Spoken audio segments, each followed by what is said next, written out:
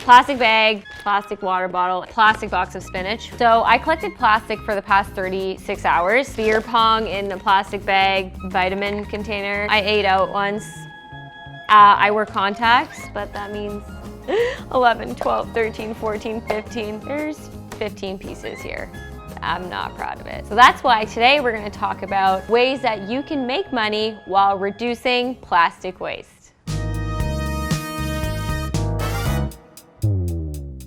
Hey, I'm Neha.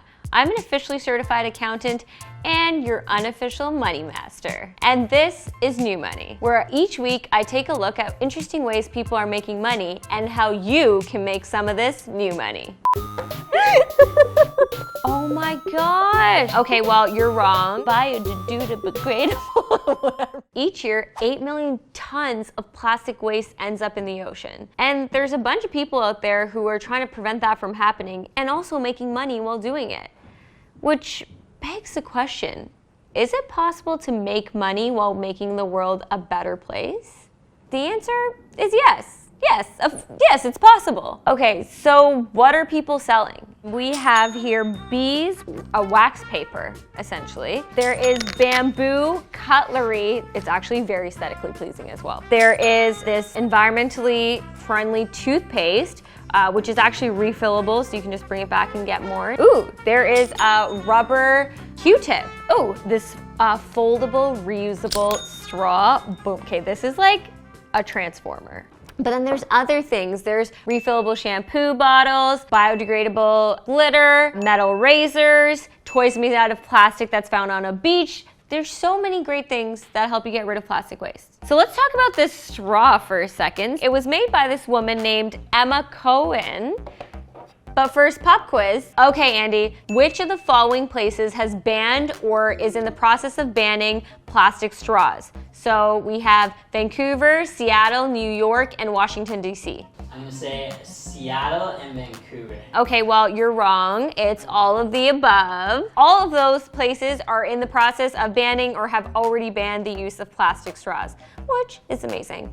So Emma's company, which is appropriately called Final Straw, shared their idea on Kickstarter and got $1.8 million and 38,000 backers. Amazing, right? She took this great idea and then turned it into a lucrative business. Now, my question is, how do you take such a cause-focused business and make money with it while still keeping it fun? So I asked Emma, roll the tape. I love memes. When we first started working on this project, I would stay up so late making silly memes, and it's just such a great way to communicate that people really resonate with. Instead of wagging your finger and saying, no, don't do that, that's bad, we just put out memes that make people laugh and people connect with and then will result in behavior change. Memes, of course memes, right? It's just such a nice way for her to keep things light while also reminding people that, saving the planet is kind of important and, do it. Who doesn't want to be paid and help save the planet at the same time?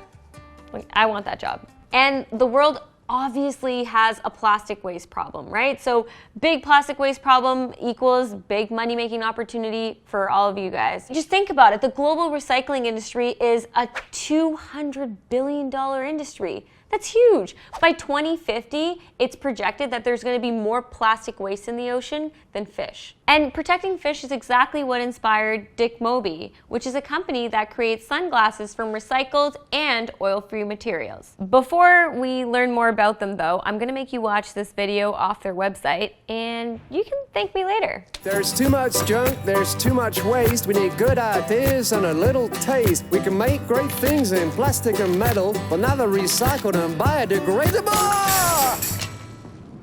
Thank you, man.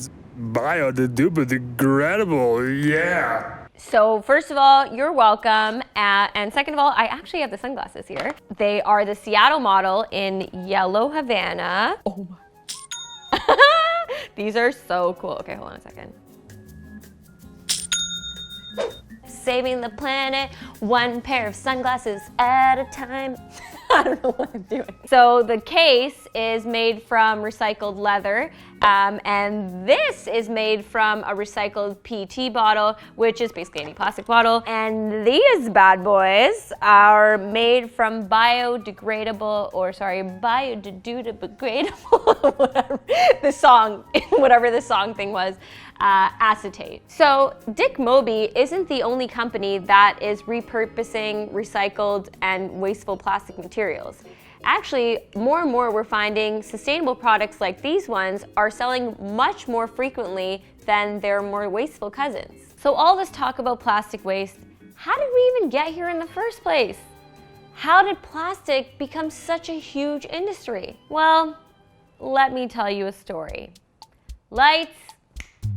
Well, the year was 1863, and a guy named John Wesley Hyatt read an ad in an old-timey newspaper. It was placed by a New York firm that wanted to create an alternative to ivory, and they were offering a $10,000 reward. That was a lot of money back then, and enough to motivate John to invent plastic. And as winter turned to spring, summer to fall, eventually it was the 1960s. It's funny how time travel works. The economy was booming, and this incredible new substance, plastic, was hailed as a miracle material. It's strong, lightweight, easily shaped, and most importantly, very cheap. But the same properties that made it attractive caused it to be destructive. To the environment, that is. But despite that, the plastic industry got bigger and bigger, which brings us to today, where we have 8 million tons of plastic being dumped into the ocean every single year. And according to my calculations, that's the equivalent in weight of 80,000 blue whales. But there is a silver lining. It means there's a huge opportunity for eco-friendly businesses to now provide alternatives. So on that note, let's talk about a plastic-free future. So we're at a point in time where companies can't really afford not to be sustainable. I mean, just ask the 68 million Americans who base their purchasing decisions on personal, social, and environmental values. Yeah, 68 million people. That's a lot of people looking for change and alternatives. And these are the same people who are willing to spend 20% more on products. And environmentally conscious companies can apply for tax credits and grants, which can help lower the cost. Because one of the reasons that people use plastics is because it's so cheap. But money, how are people making money off plastic waste? Which leads us perfectly into tip time. Tip number 1. So everyone remembers the 3 R's, right? So how does that apply to a business? Reduce. So sell products like reusable cups, cutlery, and tote bags. Things that help reduce our dependence on single-use plastics. Reuse. You guessed it, distribute your product in reusable containers. So think a milk jar versus a milk carton. Recycle. So make your product out of reprocessed material, or at the very least, make it recyclable. Tip number 2. Do your research. There are all sorts of resources online for a network of services that'll help make your business truly sustainable. Check out some of the links in our description below for more information.